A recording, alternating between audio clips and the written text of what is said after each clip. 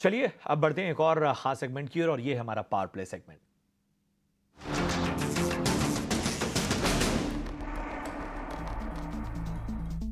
तो चलिए सबसे पहले हम बढ़ेंगे अंशुल जी आपके पास। बताइए क्या राय होगी आपकी। देखिए प्रशांत जी, लास्ट टाइम जब मैं एफआईआई डेटा डिस्कस कर रहा था तो लगभग हम ओवरसोल्ड कंडीशंस में थे और वहां से अब एफआईआई पॉजिटिव जोन में आ चुकी है।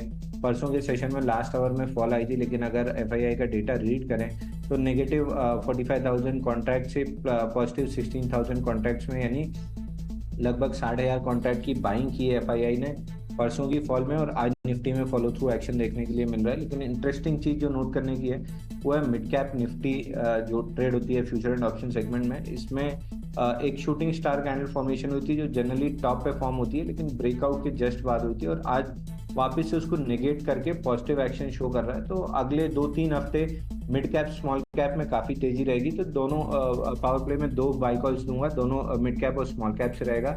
पहला रहेगा न्यू जेन। इसमें 15 हफ्ते का एक बेस ब्रेकआउट आया है स्टॉक में। करंट मार्केट प्राइस 970 के आसपास इसको बाई करना चाहिए। 940 रुपए का स्टॉप लॉस रहेगा और 1050 रुपए का टारगेट रहेगा। 3 हफ्ते लगने चाहिए स्टॉक को टारगेट अचीव करने में। दूसरा बाई कॉल रहेगा मेरी तरफ से करूर वैश्य बैंक का। इसमें 13 हफ्ते का एक कप एंड हैंडल पैटर्न का ब्रेकआउट है और वीकली चार्ट पे देखें तो 3 इनसाइड बार थी जहां से करंट वीक में ब्रेकआउट आया। तो इस स्टॉक को भी 202 रुपए में बाई करना चाहिए। 185 रुपए का क्लोजिंग बेसिस पे स्टॉप लॉस रहेगा और 230 रुपए का पेसिमिस्टिक टारगेट रहेगा। 2 से 3 महीने का अगर समय दे देते हैं इस स्टॉक को तो 290 तक ये स्टॉक जा सकता है। बिल्कुल। तो ये है सलाह। करूर वैश्य बैंक पर आप नजर रख सकते हैं, खरीदारी करके चलिए स्टॉक में। इस बीच एक बार फेडरल बैंक पर नजर डाल लेते हैं। 3% ऊपर आ चुका है और आरबीआई को जल्द ही नए सीईओ और एमडी का नाम सौंपने की भी यहाँ पर खबर निकल कर आ रही है। तो ये खबर, उसके बाद 3% की तेजी यहाँ पर इस वक्त देखने को मिल रही है। चलिए इसका आगे एनालिसिस करेंगे हम। लेकिन वैशाली, आपकी तरफ से आज कौन से स्टॉक्स होंगे? तो एक तो मुझे बीपीसीएल में एक अच्छा सा वॉल्यूम हुआ है और ग्रेजुअली इट इज एलिवेटिंग।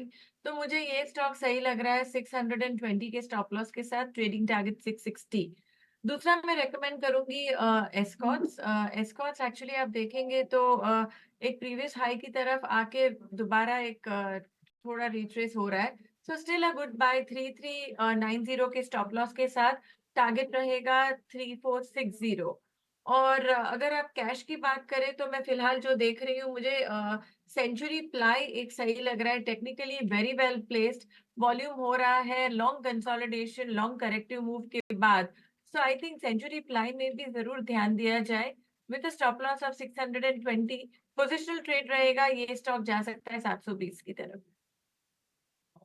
आई और एस्कॉर्ट्स क्यूबोटा, ये राय इस वक्त आती हुई वैशाली जी की तरफ से। वैशाली जी बहुत जी, एक के बाद एक नतीजे आ रहे हैं। अब आपके स्क्रीन पर डाबर के नतीजे भी फ्लैश हो रहे हैं। नतीजे अनुमान से बेहतर है। कंसो मुनाफा 16% की बढ़त वहाँ पर देखने को मिली। 350 करोड़ के आसपास का आंकड़ा है। वहीं आय देखेंगे तो 2110 करोड़ के आय का फिगर आया है, जहाँ पर कि 5% की बढ़त देखने को मिली है। और उस फ्रंट पर भी नंबर देखेंगे तो अनुमान के मुताबिक ही नज़र आ रहे हैं। एक बार मार्जिन के नंबर्स भी हम देखेंगे और वॉल्यूम ग्रोथ के भी नंबर्स आपके सामने लेकर आते हैं। 2.75 प्रति शेयर के डिविडेंड का भी कंपनी ने ऐलान किया है। डाबर जैसे ही नतीजे आए, स्टॉक में एक स्पाइक भी आया। 1% की मजबूती के पास स्टॉक कारोबार कर रहा है। वैशाली जी, क्या सलाह देंगी? डाबर के अभी अभी नतीजे आए हैं, क्या कोई ट्रेड लेना चाहिए या अभी थोड़ा वेट करें नतीजों के बाद? रिजल्ट के बाद थोड़ा रुकना तो जरूर चाहिए, पर जिस तरह से आज एक कैंडल बन रही है, ऑफ कोर्स एक पॉजिटिव मूव दिख रहा है। सो यहाँ से हाई का जो अगर सस्टेन करता है, जो 516 517 उसको क्रॉस करता है, तो आई थिंक एक ट्रेड जरूर लेना चाहिए 530 के ट्रेडिंग टारगेट के लिए।